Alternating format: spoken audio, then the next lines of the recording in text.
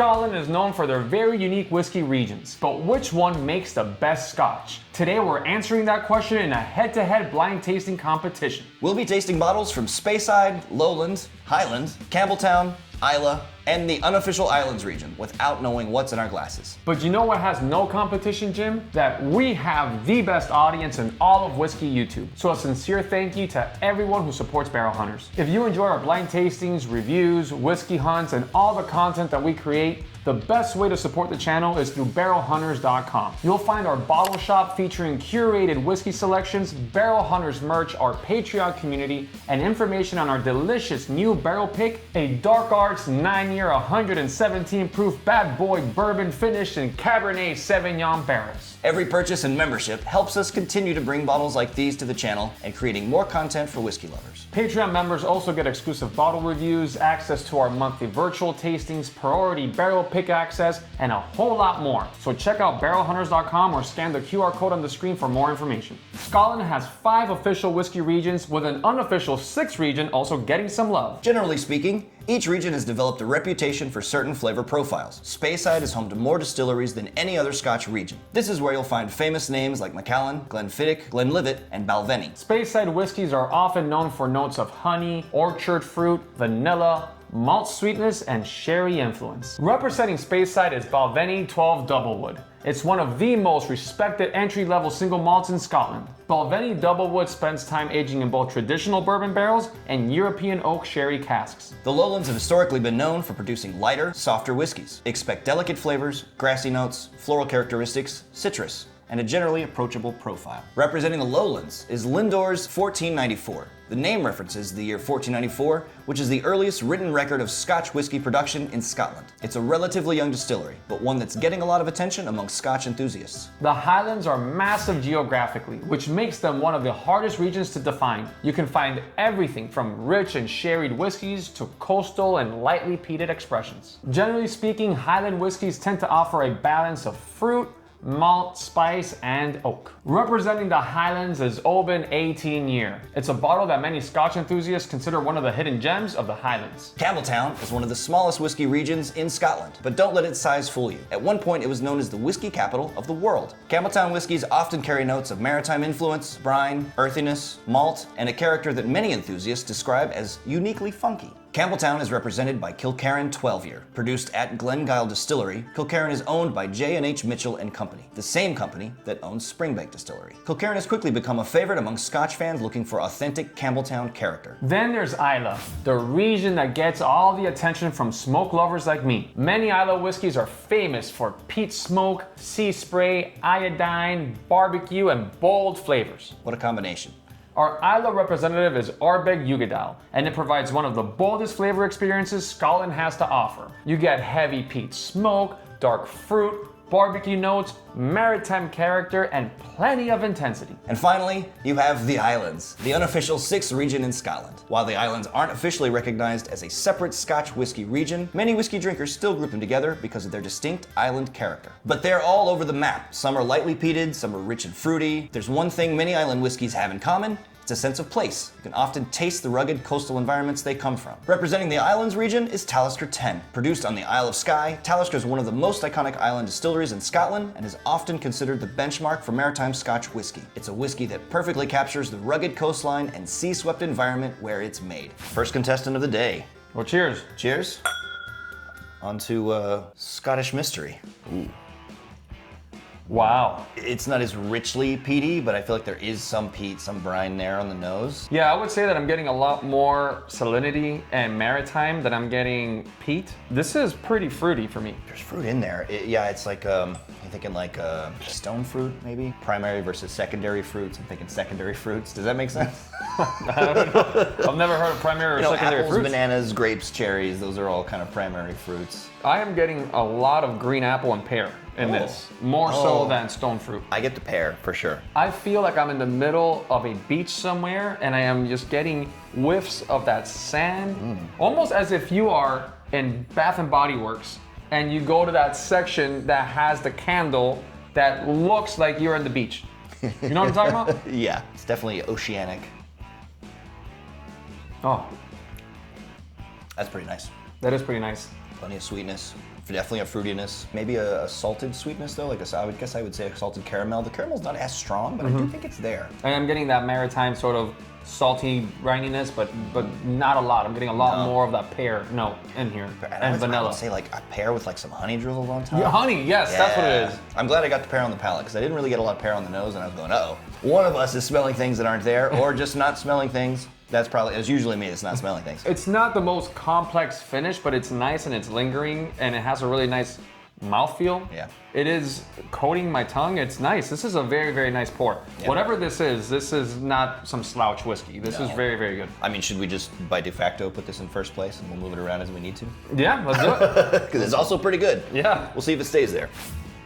Oh, this is... What is that face?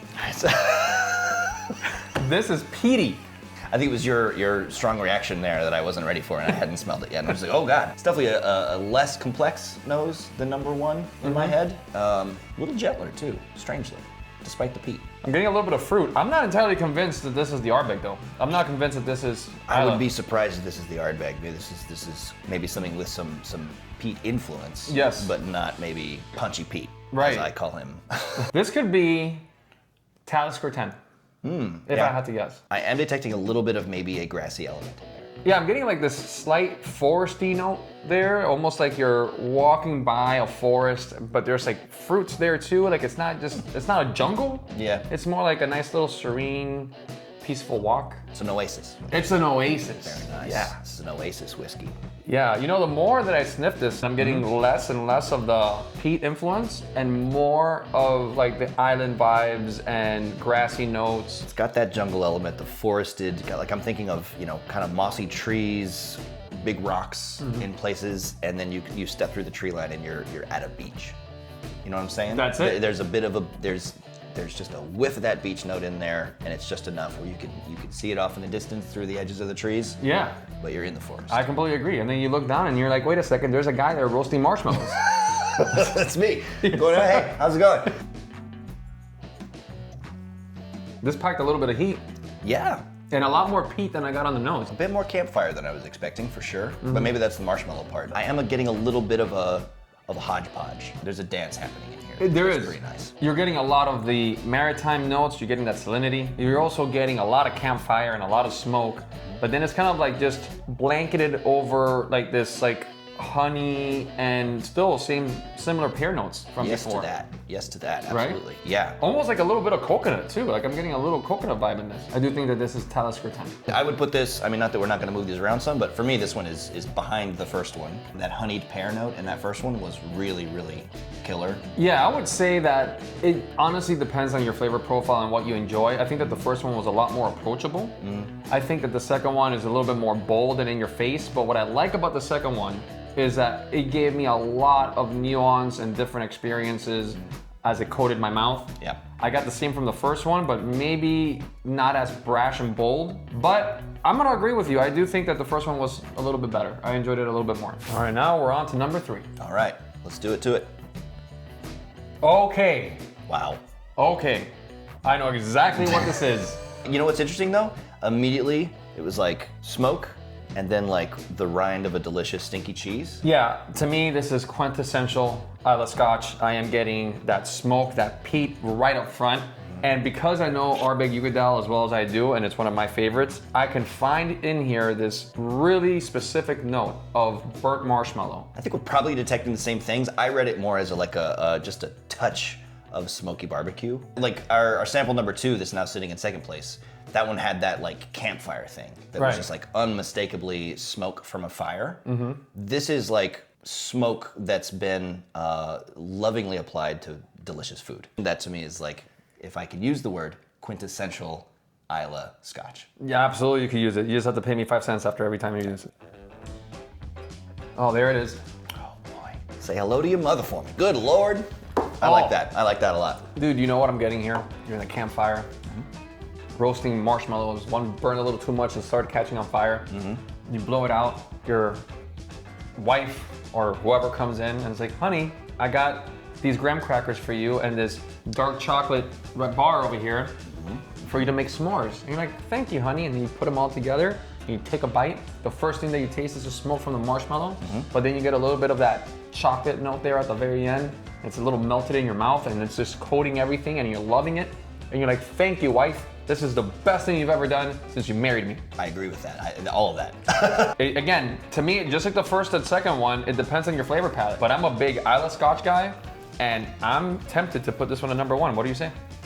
I have a controversial opinion here. Oh. I'm hesitant to put it in the number 1 spot immediately because I know it, I know I love it. You know what I mean? It's a familiarity thing. It's like, am I being biased in this moment because of the fact that I know these flavors and I know that I love these flavors? I personally love this particular Scotch, and I know I love it.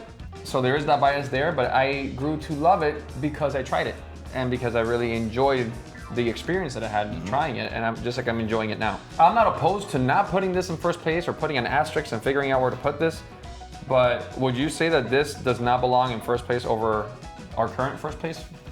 If it's just Jim putting whiskeys in order of preference, it's definitely in first place. Okay. If it's Jim trying to be like sort of cognizant of like the overall thing we're doing here, then it becomes a little bit more of a question mark, because I do feel like that's probably a whiskey that you either love or hate, and there's no in between. That's a fair point. Okay. I'm gonna say I think we should put it in first place. Oh. And I think it sits in first place with an asterisk.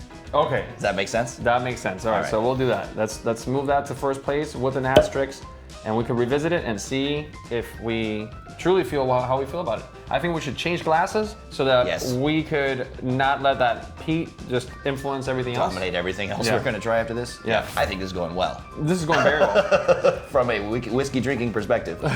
All the bottles are representing their region are all very good bottles.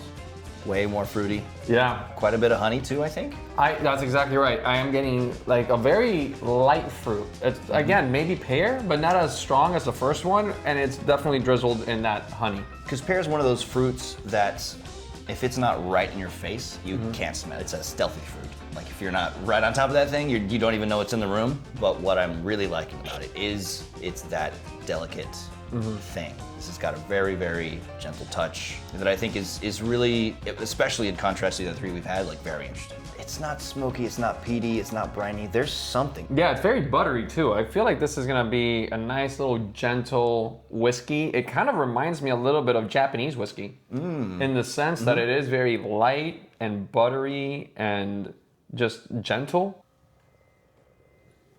The softest of flavors. This is the ASMR segment of the video now. Yeah, this is very, very light. This is such a different feel from what we just had. And so damn juicy. Juicy. I think it's quite juicy. I feel like it's really buttery and it's very sort of like just coating, but not warm. It's very gentle, very gentle. I get a slight hint of butter and salt and some fruit in there. Again, pear. I think pear is probably the closest thing to it. But other than that, it's all very gentle and very just soothing and kind, like my kindergarten teacher. Very nice. It's a very calm sip. And it's not that there's, like, at least in the world of bourbon, when calm sips happen, that translates sometime with bourbon to boring. Yeah. That's not, I don't get boring in this at all. No, this is not boring. This is nice. Yeah. But it's very calm. I'm not getting like layers upon layers of flavor. I get a little bit of like this tea note, but again, tea could be very gentle as well. This is one that one day might be ranked number 1, but right now I'm gonna rank it number 4. I think that's fair. It's got a lot of nice things happening in it. There is. I do think this one is 4th place currently for me too. Yeah, I would pair this perfectly with like a white cheese pasta, an Alfredo sauce pasta type of deal, maybe some fish. I wouldn't necessarily drink this with like a steak because I feel like the steak is gonna completely overpower it. It is that gentle. All right, so I'm back to that like green apple note, more so than pear. A little bit of salt. I get a lot more of the salt. The apple for me is pretty faint, but I do think it's there. It's got a little bit that like the sharper, kind of more tart thing. I don't really get anything other than that. There's maybe a little bit of there's a sweetness there. It's kind of, closest thing I can put it to is honey. Ooh. There's kind of like a candy thing in there too. It's got that kind of like dusty, sugary, powdery element, as well as like a, I guess, fruit adjacent. I think that this has these wine notes, these sweet wine notes, and this layer of green apple, a little bit of salt, and a little bit of wood. Not a lot, like a little log that's been floating in the ocean for a little while, and then it just made its way to the shore. Crusty old raft. A crusty old raft is what I'm getting. It's still pleasant. It's nice. This to me is not one that I'm gonna go back and reach for a lot. I mean, I honestly would be perfectly fine putting this in currently last place. Yeah. I was okay with it. I think that it was fine. Yeah. But seeing some of the other bangers that we just had, I think that that one was okay. Yeah. Last of the day. Cheers. It's been fun. This has been very fun. I'm getting so much green apple in this, just like as if it was just plucked right out of the orchard and you just took a nice little sniff of it as soon as you pulled it out of the branch. Okay. Not me. What are you getting? I get plum. I get like plum. I get kind of like, it's still orchard fruit, right? I think plums are orchard fruits maybe, or plum's a different thing. I don't know, I'm not a botanist. It's a darker fruit for me. Oh no, not for me. I'm not getting plum here at all. Yeah. Okay. What else besides the green apple? I get so much green apple. I Just feel green apple? Yeah. Wow, okay. I just get like a basket full of green apple. Wild. Yeah, I mean, this is almost like Jolly Rancher green apple fruit.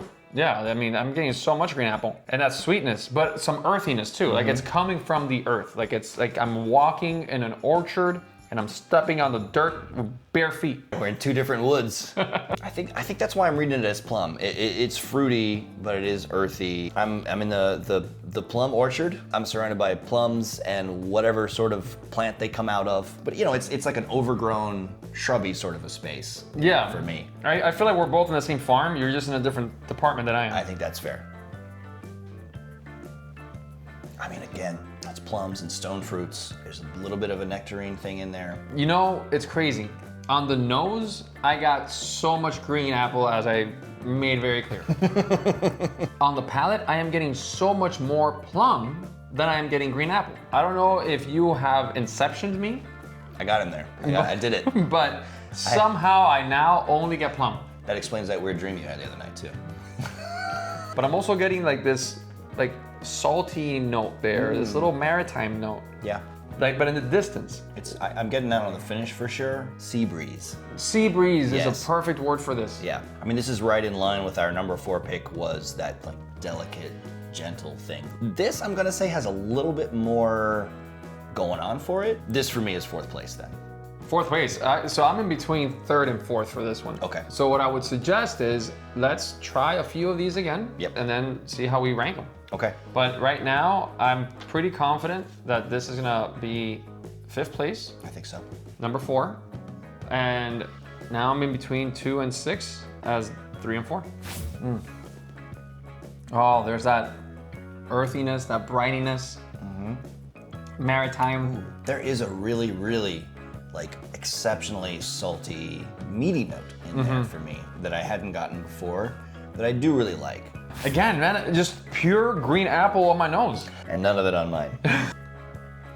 There's something about it that just keeps evolving, and it's a little bit nicer to me than the second sample. It's more fruit forward, it's a little gentler, and I think that I would probably enjoy drinking that more on a daily basis than sample number 2. I would agree. I think you nailed it. Like you touched on the idea of it evolving. There's more evolution here, and I think that's right on the money for me too. I think there's more complexity happening in this one that we just tried, which is sample 6. All right, so we're moving sample number 2 to number 4 to 4th place, and sample number 6 is gonna go to 3rd. Do you feel pretty confident in the Uigeadail being 1st place? I think I've softened on that asterisk quite a bit over the tasting of all of these. There's very few bottles out there that to me give me the pleasure that I get from drinking it. Yeah. All right, I don't know, that sounded weird. All right, so in 6th place, we got bottle number 5.